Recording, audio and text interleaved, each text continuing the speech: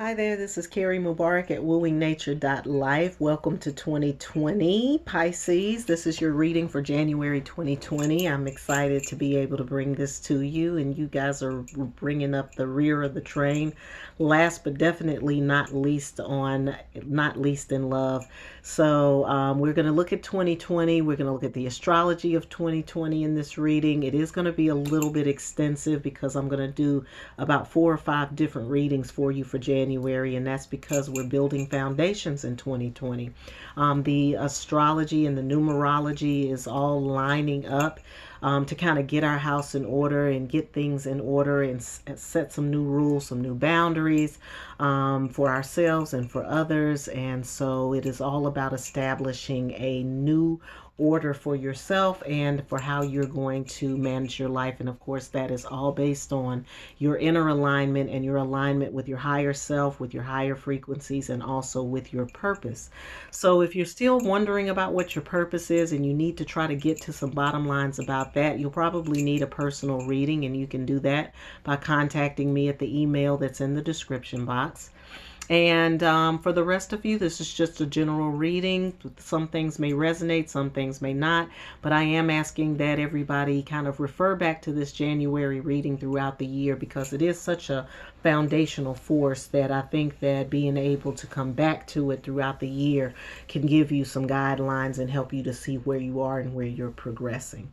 So we talked a little bit about the numerology of the number 4, which is foundation building and setting new structures. So that can happen internally, mentally, physically, emotionally, or spiritually. Some of you are actually moving into a new place, moving into a new structure, moving into new office buildings. So if that's you, then that's where that restructuring, where you will experience that energy of restructuring. For some of you, you are restructuring the inner self because now you've discovered what your purpose is and what's driving you and how you're going to assimilate the new ascension and how that ascension is affecting you. You're just coming into that. And if you're just coming into that knowledge, then now your life is going to change just a little bit, and how you are associating with other people or how you're communicating what's happening with you internally is going to change. And so that's going to require you to think more about how you're going to relay that information to others who may not understand. And then in other places, restructuring may be happening in the workplace. Some of you, there may be a change in the guard, maybe a change in administration. You may be moving into another position, a higher position, or somebody else may be moving into a position of authority over you. And so now there's some restructuring happening there. So just pay attention to where order and policy and setting new boundaries and things like that are showing up for you. Astrologically, there is a lineup in Capricorn. The sign of Capricorn is about order and structure. It is about responsibilities, taking responsibilities. It's about commitments and how you relate to those commitments that are being made around you and the ones that you're making yourself. And so it's again, January plus the number 4s are all about setting new structures for yourself. So in the planets that are lined up in Capricorn are Pluto and Saturn, which are kind of changing our perspective about how we're doing things. Pluto and Saturn so far, or in the last, I'm going to say, couple of months or so, are really asking us to think of what we're doing not as a solo project but as a group effort of one person passing the baton, and then the next person picks it up and takes it, and the team wins because everybody put their best foot forward. And so this team effort and collaboration and all of this I'm going to say the push, especially in the workforce, to collaborate is an important message on all levels, not just on your work or your professional level, but also on a personal level too. And the other planets that are lined up there are Jupiter and Mercury. Jupiter is an expansion planet, whereas in Saturn, which rules Capricorn, is a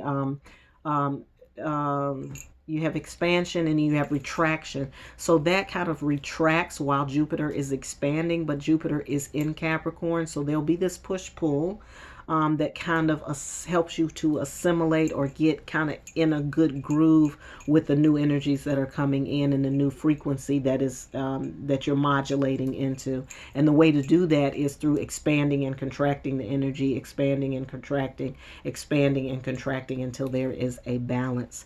With Mercury there, that means that as you're expanding and contracting and reaching new balances, you're going to be communicating that with other people. You could be communicating your needs with your boss or with your supervisor or with the director of your organization. You could also be having that conversation with other people in your family, your spouse, your mothers, your fathers, anywhere where there needs to be a balance of authorities. You'll be having those kinds of conversations, and really, honestly, Pisces, being quite point blank about it, because everybody in the zodiac has to come to some bottom lines about our internal and how we are moving, and we have to be clear about our purpose and what we're being called to do this lifetime. And then we're going to have to be able to communicate that better to the people around us, so that people aren't confused about what our aim is and what our purpose is, and that will help you in your relationships as well. So just be paying attention to this kind of restructuring energy that's happening throughout January, and know that that is setting the pace and laying the foundation for anything else that is going to be productive for you in the years. A lot of times we don't want to deal with those kind of with that responsibility duty kind of thing, or that organization and putting things in order and making sure things are structured properly, but that's kind of the boring work that allows for the more exciting things to be able to be free flowing. You need both in order to balance yourself in life. You have to have the excitement and the ideas and the fire and all of that, but you also have to have the structure that balances it so that you can maintain that positive energy. So I'm going to be reading, as I said, I'm going to do several readings, and that's twofold. One, so you have a sense of what the readings are about. So if you want to order or connect them or book services, you'll know what you're getting into. But also, because this is such a foundational year, I want to make sure that everybody has a firm one and has a real good circumspect look at what's happening in January, so that they can kind of set the pace and get things going for leading into the new year. So I'm going to start out with a medicine wheel reading. I'm going to do a medicine wheel reading from the Mystical Shaman Oracle.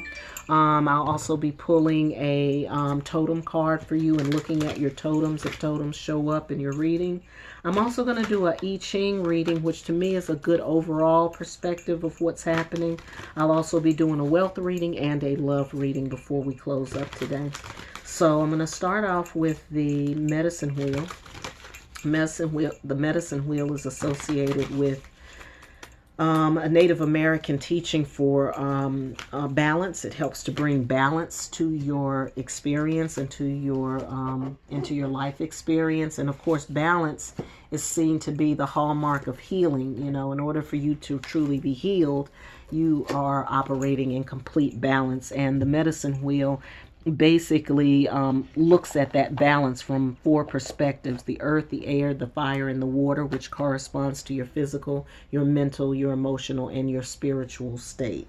And then it also looks at what's at the core too. So it's a very good round circumspect reading, and even though it's just a 5-card reading, I really like to work with that so that you can get your bearings straight. If you are looking at doing an initial consult with me, I always start with the medicine wheel, and then we do a medicine wheel for each element, for your physical, your mental, your emotional, spiritual. So you'll end up with a medicine wheel reading for all points, and that gives you an even deeper perspective. But this will give you an idea of what the medicine wheel is all about, or the medicine wheel spread is all about, and also help you to understand what's going on in January. So right dead in the center, we have the crow. The crow is the law keeper, the one that understands the laws of the universe and utilizes them as they need to. So Pisces, you're tapping into the universal laws of attraction.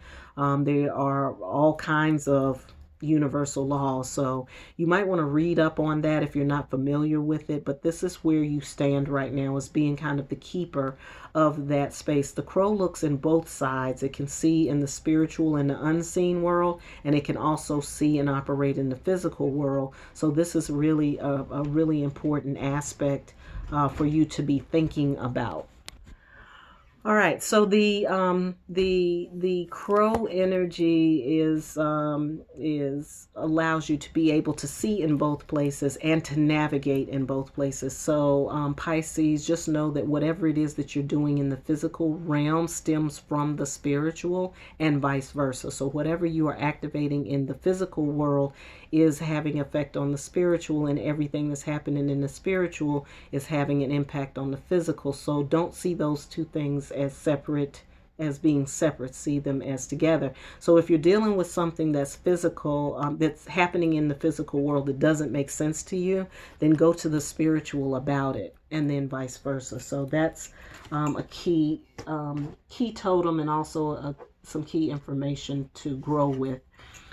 In the South, you have Pachamama. Pachamama is associated with the feminine, and specifically with nurturing and loving and giving. She's associated with the water as well. So for those of you who are studying different traditions, any spirit or any kind of Orisha or spirit or angel or anything that's associated with the water is also associated with Pachamama, and this idea of giving and nurturing and sharing. This is in your South position, which means that you're learning about that right now. You're in a position of discovery about that. So you may be learning to nurture yourself, or you may be nurturing others. This is associated with 40 and the 4. So again, this is a connecting point for 2020 and this reorganization that's going on for you, Pisces. So know that nurturing yourself and nurturing others is going to be a significant part of your restructuring. And what you're learning about that right now, and what you're discovering about that, you want to write that down or journal about it.